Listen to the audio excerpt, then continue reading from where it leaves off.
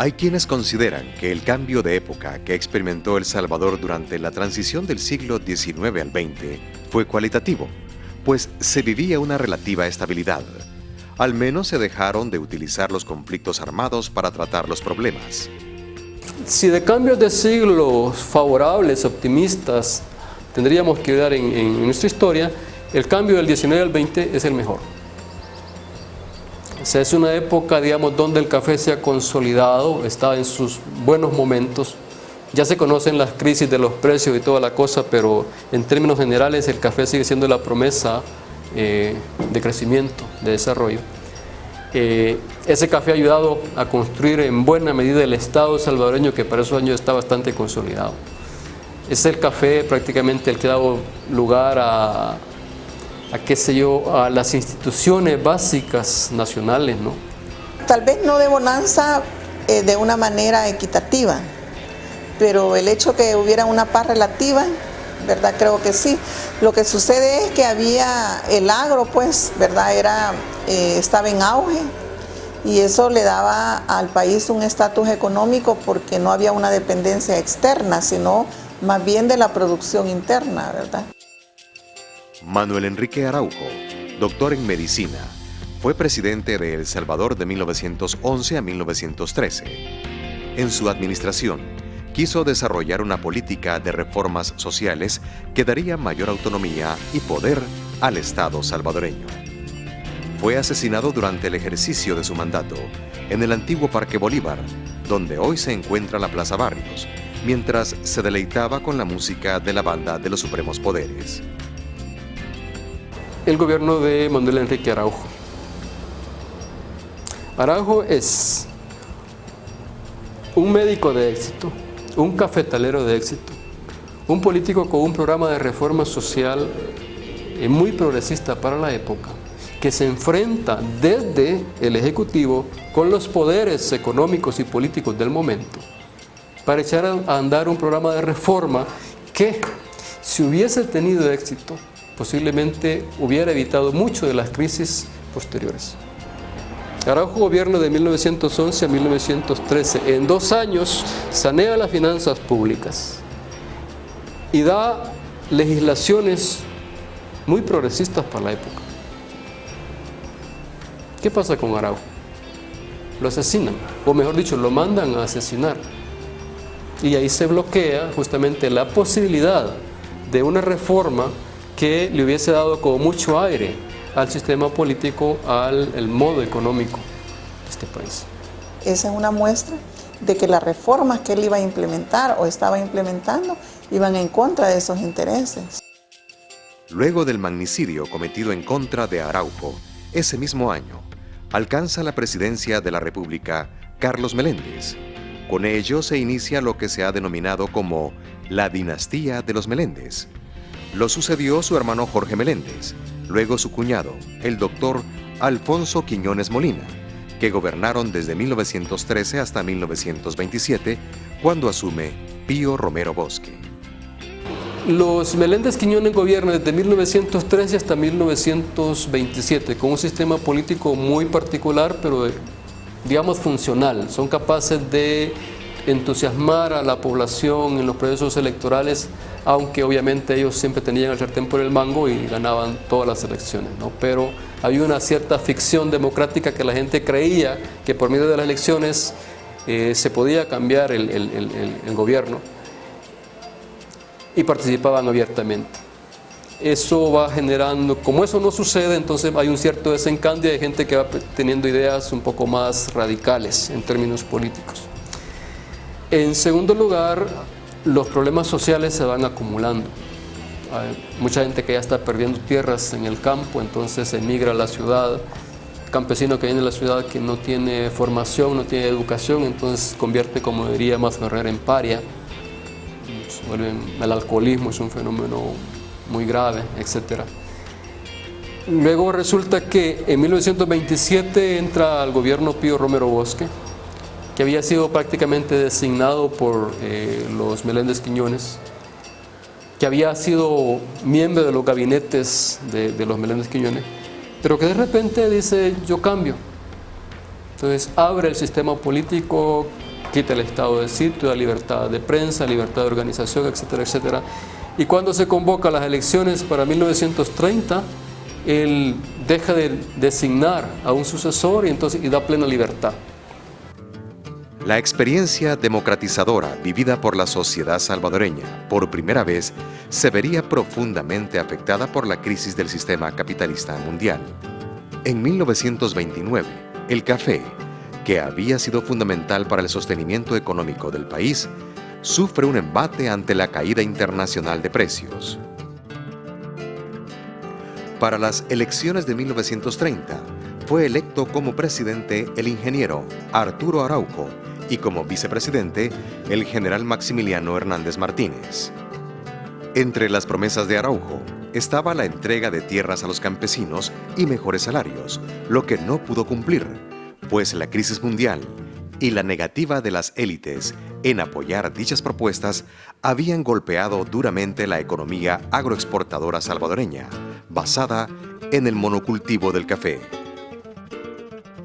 En las zonas cafetaleras, la difícil situación económica era terreno fértil para levantamientos, y es que los campesinos demandaban los ofrecimientos de campaña del ingeniero Araujo. Ante el descontrol, acontece un golpe de Estado por parte de un directorio militar, lo que más adelante llevaría al general Hernández Martínez a la presidencia. Martínez, antes de llegar al poder, antes de incluso de ser vicepresidente en 1931, antes de ser presidente desde el 32, ¿no?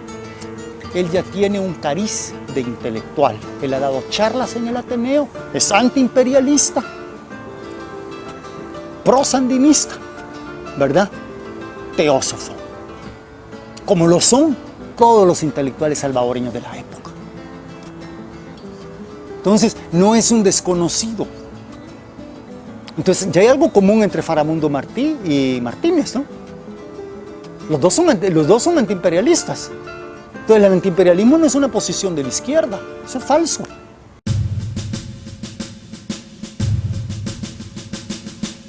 A principios del siglo XX, se había comenzado a formar el movimiento obrero, con la organización de federaciones y sindicatos.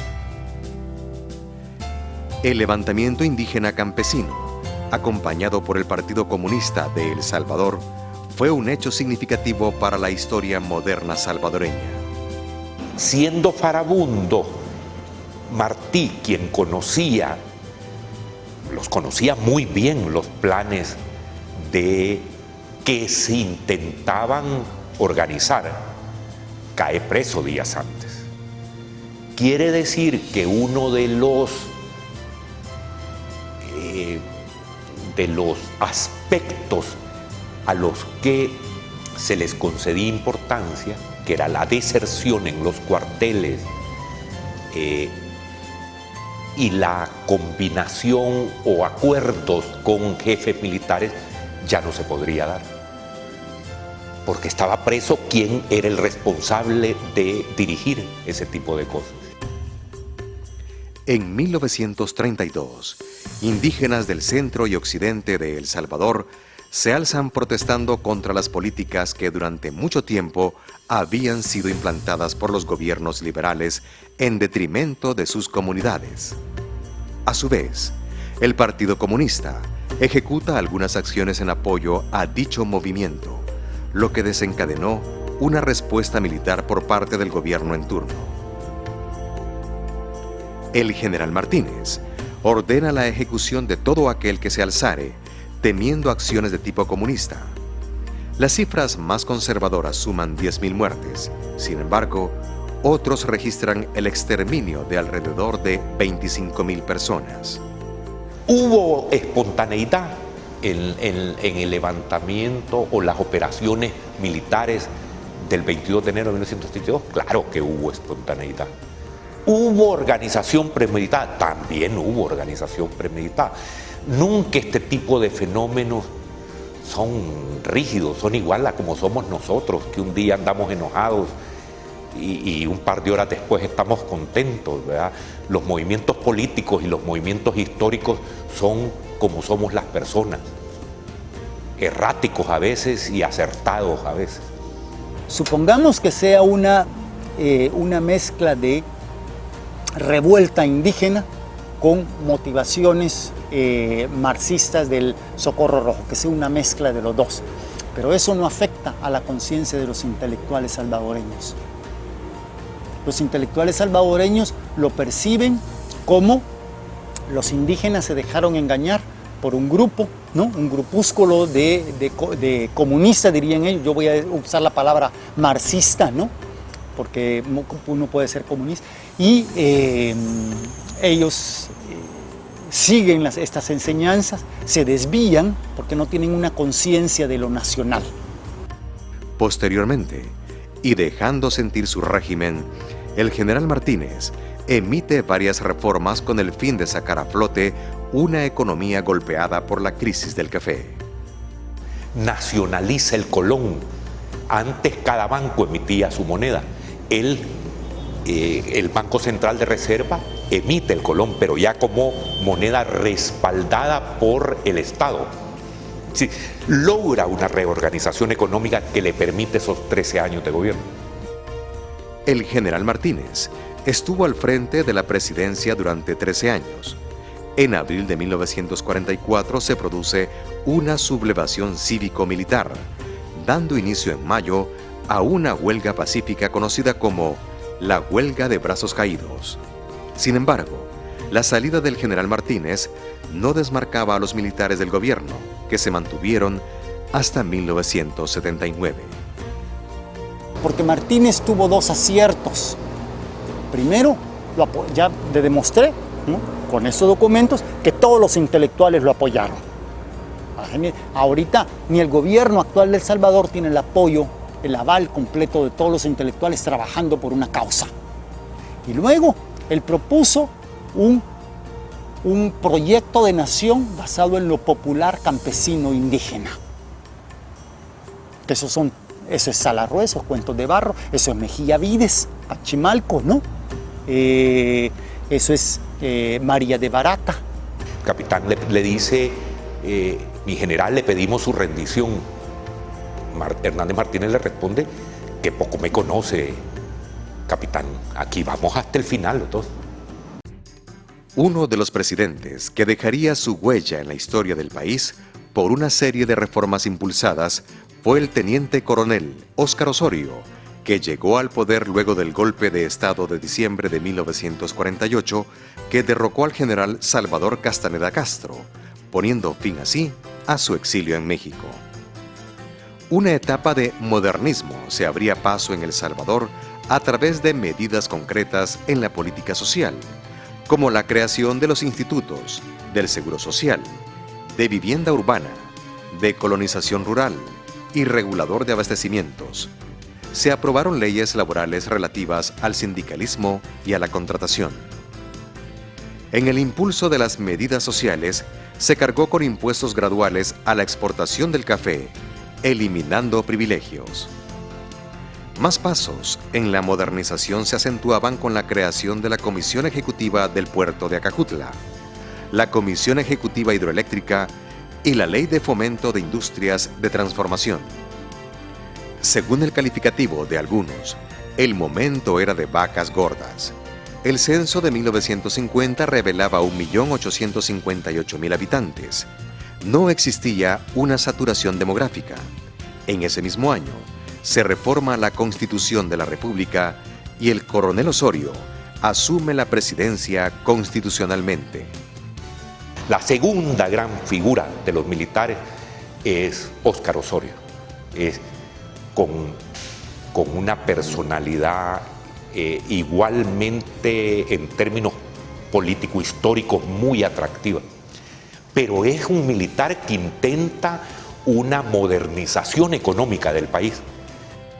En la política, hubo también una especie de modernización al instaurarse el primer partido oficial, el Partido Revolucionario de Unificación Democrática, PRUD. El concepto de bienestar social se amplió a la recreación del sector obrero, inaugurando centros recreativos de playa y montaña. Al cabo de 6 años, las cosas cambiaron. Sectores de la población denunciaban represión por parte del sucesor del coronel Osorio, José María Lemus, en contra de supuestos movimientos comunistas. Los militares toman, una vez más, cartas en la política. Con el transcurrir del tiempo, surgieron nuevas disposiciones. Los partidos políticos y las elecciones serían los instrumentos claves para la definición de políticas del Estado. Nacen el Partido de Conciliación Nacional, PCN, y el Partido Demócrata Cristiano, PDC, entre otros. De 1950 a 1969 nos encontramos con una estrategia, un modelo de desarrollo industrialista, modernizador, pero que conserva el autoritarismo en el corazón del sistema político, excepto entre 1962 y 1969. Esa estrategia de desarrollo y esa modalidad política nueva se rompe con la guerra contra Honduras. Para 1960, cientos de salvadoreños migran hacia Honduras en la búsqueda de beneficiarse con tierras que el Estado estaba dejando en manos de la población, lo que a la larga desencadenó problemas bélicos entre ambas naciones. Entre 1969 y 1972 tenemos una recomposición general en el país, en las direcciones políticas, intelectuales y sociales del país. Se dividen los militares, hay un intento de golpe de Estado que fracasa, se divide la Iglesia Católica por el impacto que tiene la doctrina social de la Iglesia, se divide el Partido Comunista, surgen las organizaciones revolucionarias, se divide el partido oficial, que era uno solo, y se va a dividir por lo menos en 2 más, entre 1969 y 1972. Es un periodo de lucha entre las corrientes que se están planteando cómo salgo del problema en el que me ha dejado Honduras. En ese momento creo que fue la decisión más adecuada. No había posibilidad si la gente no estaba muriendo. Si vemos los documentales de ese tiempo, había un asunto que se llamaba La Mancha Brava en Honduras, que hizo destrozos de salvadoreños. Hay empresarios salvadoreños que perdieron todo su capital. La guerra contra Honduras marca un periodo de crisis histórica. La estrategia de desarrollo ha sido rota y se crea una crisis histórica que no se resuelve entre 1972 y 1980. Al no resolverse la crisis histórica, vamos en deslizadero rápido hacia la guerra civil. En la década de 1970, hubo una acumulación de problemas sociales y políticos, algunos heredados, como por ejemplo, el incumplimiento de cambios en el sistema electoral, pero también el crecimiento demográfico, con la escasez de tierras cultivables, abonaba a los problemas. El embajador norteamericano Henry Cato, un miércoles de 1972, de marzo de 1972, no sé si es el 8 de marzo, felicita a Napoleón Duarte, esto creo que fue un miércoles, felicita el triunfo electoral de Napoleón Duarte. Al día siguiente, el Tribunal Electoral declara ganador al coronel Arturo Armando Molina. Entonces el fraude fue tan descarado que eso aprovecha la guerrilla. Entonces nosotros dijimos, aquí hay 2 opciones. La vía electoral no se puede porque te hace un fraude. Entonces solo queda la lucha armada.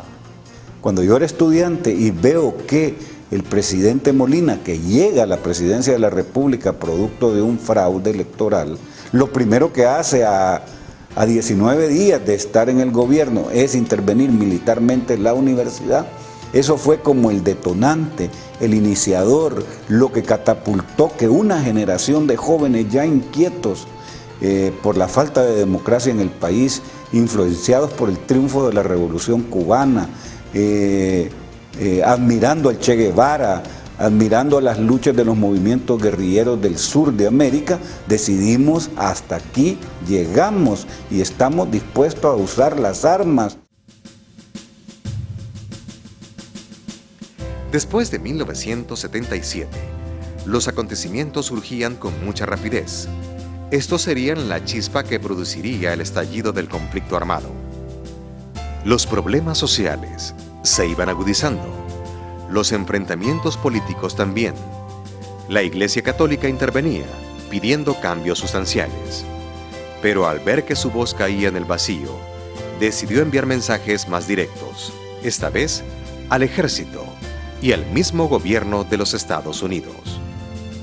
En voz del arzobispo Óscar Arnulfo Romero, a través de sus homilías, pedía un cese a la represión armada contra civiles. El 23 de marzo de 1980, el arzobispo predicó un sermón particularmente fuerte. Yo quisiera hacer un llamamiento de manera especial a los hombres del ejército y en concreto a las bases de la Guardia Nacional, de la policía, de los cuarteles. Hermanos, son de nuestro mismo pueblo, matan a sus mismos hermanos campesinos. Y ante una orden de matar que dé un hombre, debe de prevalecer la ley de Dios que dice no matar. Cuyos lamentos suben hasta el cielo cada día más tumultuosos. Les suplico, les ruego, les ordeno en nombre de Dios, cese la represión. Un día después, fue asesinado. Este suceso se convirtió en el último paso que llevaría al conflicto armado.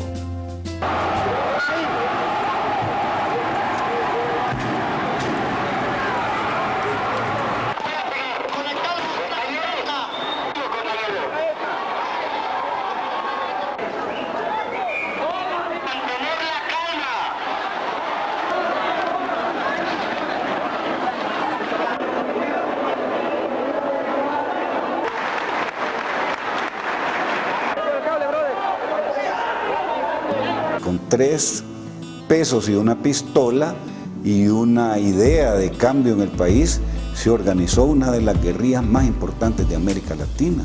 Empiezan a aparecer los primeros brotes, las primeras acciones armadas de la izquierda, los primeros secuestros de personalidades nacionales de alto nivel en el ámbito económico, sobre todo empresarios como don Ernesto Regalado Dueñas, quien es asesinado después de ser secuestrado.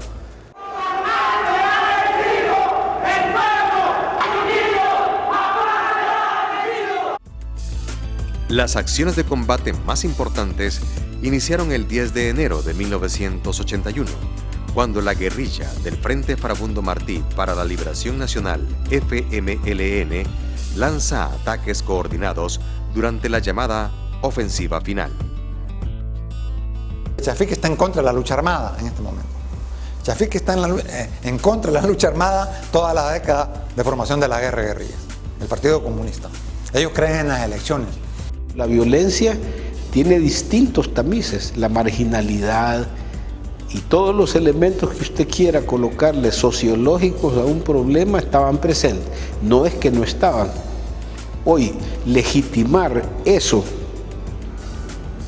que es la lucha armada, por esta situación me parece que es un exceso.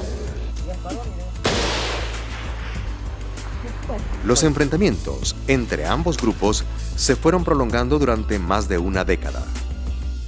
Los efectivos militares de la Fuerza Armada y del FMLN aumentaban en la medida que se daban los reclutamientos. El desplazamiento por todo el territorio nacional era determinante. Vengo el 24 de diciembre de 1980, entro al país con la misión de ir a las montañas de Morazán a fundar una radio clandestina. la radio Venceremos aparece el 10 de enero y durante 11 años pues permanecemos en las montañas de Morazán.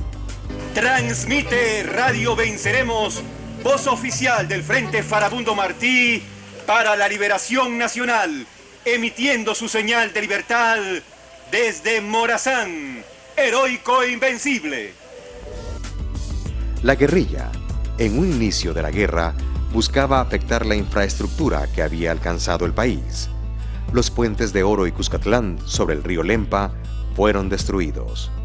Mientras que el ejército intentaba borrar del mapa aquel sentimiento de insurrección, ocurren masacres como la del Cantón El Mozote y la del río Zumpul, entre otras. El micrófono en mano, transmitirle al mundo las escenas de horror que encontramos cuando llegamos a la iglesia y encontramos los vestigios de 400 niños que habían sido sepultados y quemados en la parte lateral de la iglesia del Mozote, en momentos en que la administración Reagan trataba de convencer al Congreso de Estados Unidos que eso no había sucedido, que eso era una infamia y que era un invento de la radio Venceremos, porque en ese momento se estaba discutiendo la continuidad de la ayuda militar. Los años siguientes serían de mucha inestabilidad para la sociedad salvadoreña, que vería decaer la ya debilitada economía. Todo conflicto, viéndolo desapasionadamente, tiene daños colaterales. No voy a poner en esos daños colaterales el efecto de Monseñor Romero, porque es un asesinato. Ahí solamente, y no es del ejército teóricamente, no hay como un señalamiento a la institucionalidad. No así en el caso de los jesuitas, que sí ya es un error y un abominable hecho que una persona con 3 dedos de frente no puede decir que eso está bien. Hoy, decir que eso son factores institucionales, eso no puede ser cierto. Yo estuve 32 años en las Fuerzas Armadas y yo nunca recibí una orden de hacer una monstruosidad de ese tipo. Sin embargo, a alguien tengo que haber perjudicado en un momento determinado. En 1986 ocurre un desastroso terremoto que estremeció la capital San Salvador. Más partidos políticos salieron en la escena del país, incluyendo a Alianza Republicana Nacionalista Arena, conformado por civiles y militares, y que en 1989 llegaría al poder del Ejecutivo, quitándole la presidencia al Partido Demócrata Cristiano PDC. La política de Duarte era fortalecer lo nacional, tanto la producción como hacer reformas en la educación, pero realmente era un país que estaba devastado, con las arcas vacías, y aparte de eso tenía lo del terremoto que vino también, ¿verdad? Y que fue un desgaste. Veníamos de un periodo de militares y en un periodo de gobierno es difícil que hayan soluciones a todos los problemas. Pueden haber parcialmente. El tema de la campaña nuestra, el lema fue Cambiemos para mejorar. Realmente la situación del país en el 88 era sumamente caótica. Algunos que no vivieron aquella época podrán sentir de que la crisis que comienza en el 2008-2009 fue una crisis seria. No se parece a la crisis que tenía el país en aquella época. En el discurso del 1 de junio sí dijimos que estábamos dispuestos a iniciar un proceso, que fuese continuo, que fuese reservado.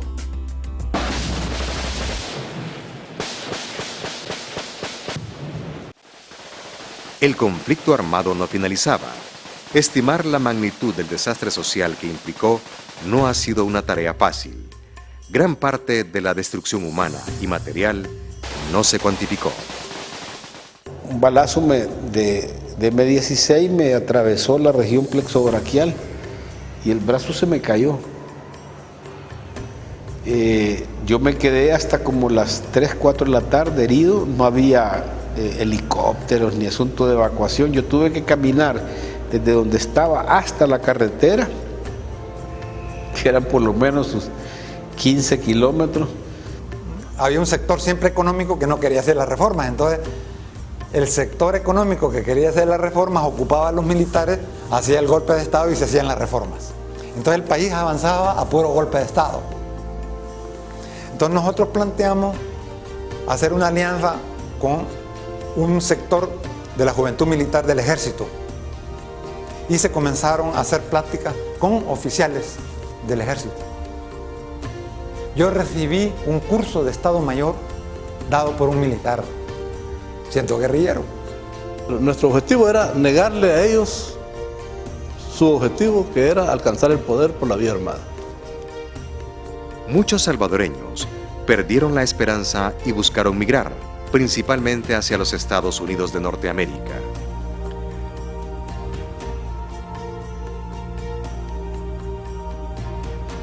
Los pasos para una negociación entre el gobierno y los insurgentes comenzaron, dándose la primera reunión en La Palma, Chalatenango.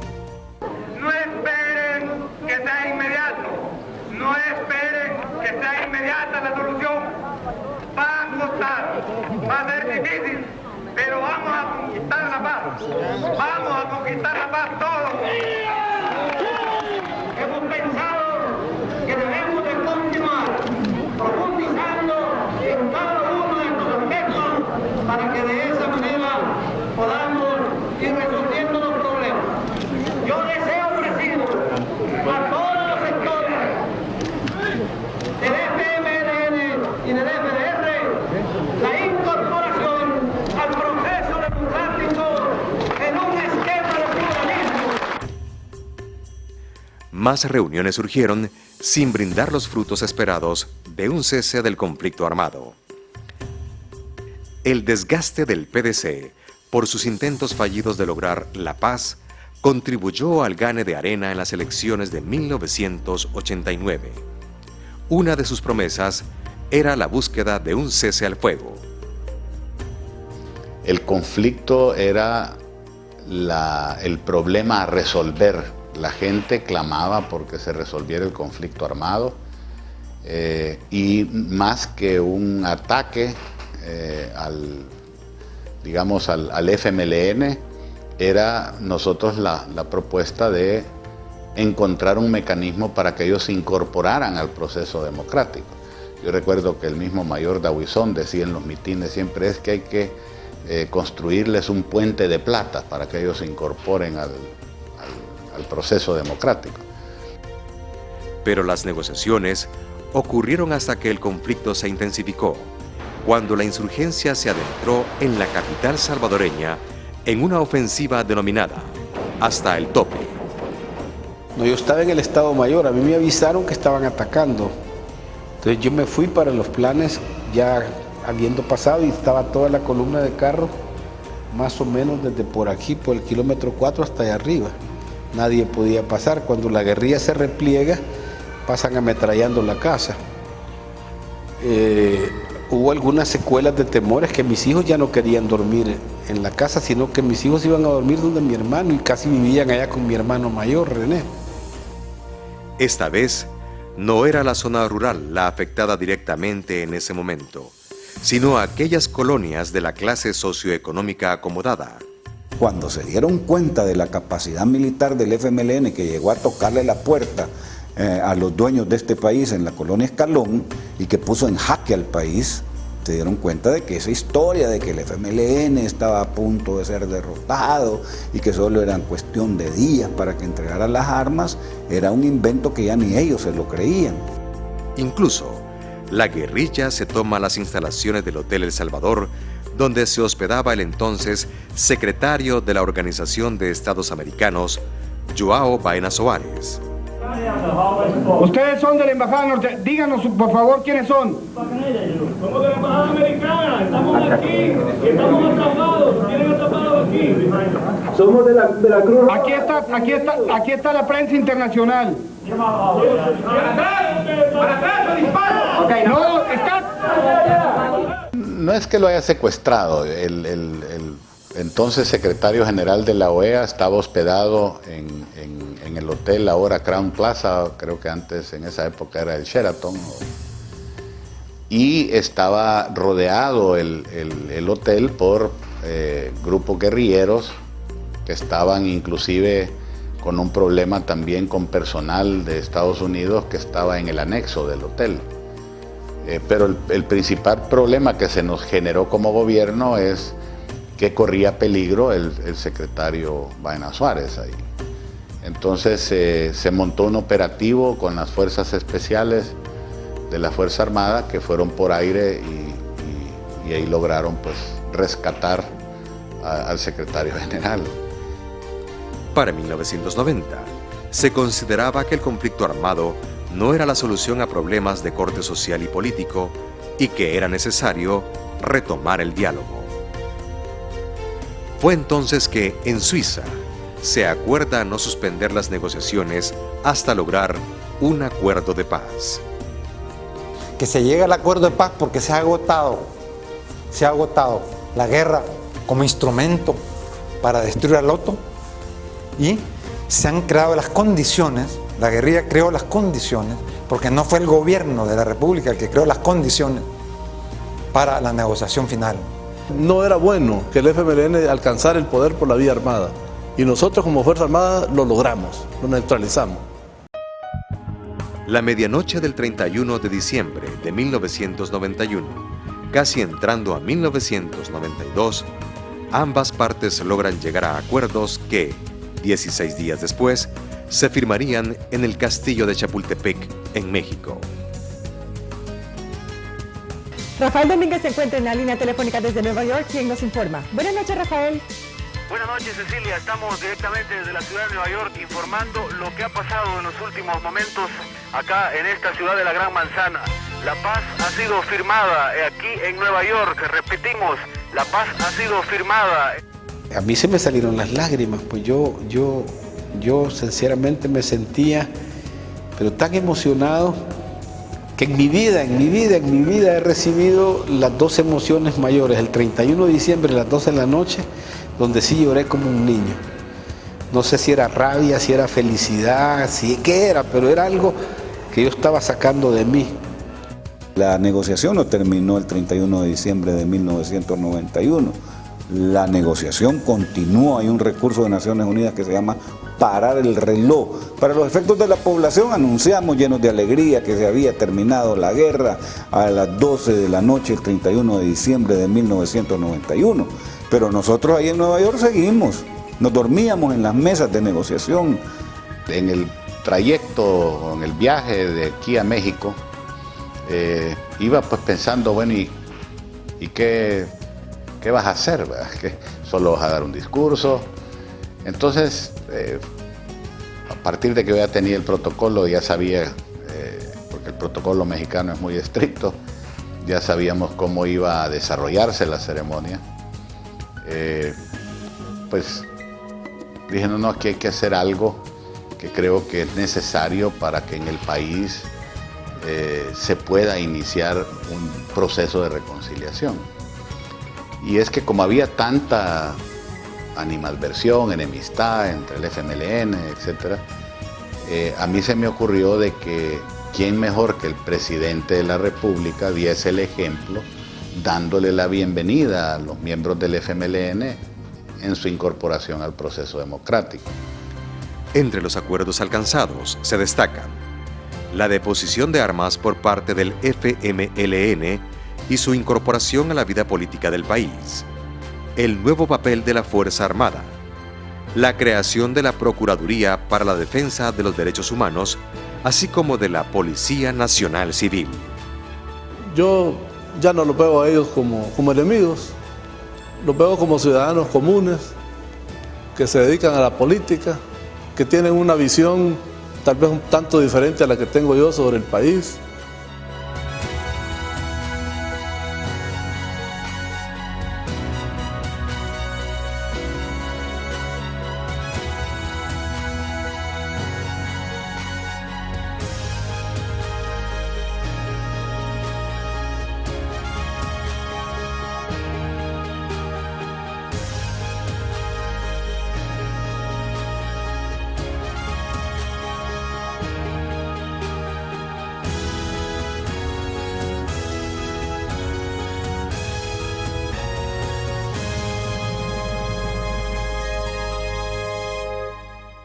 México.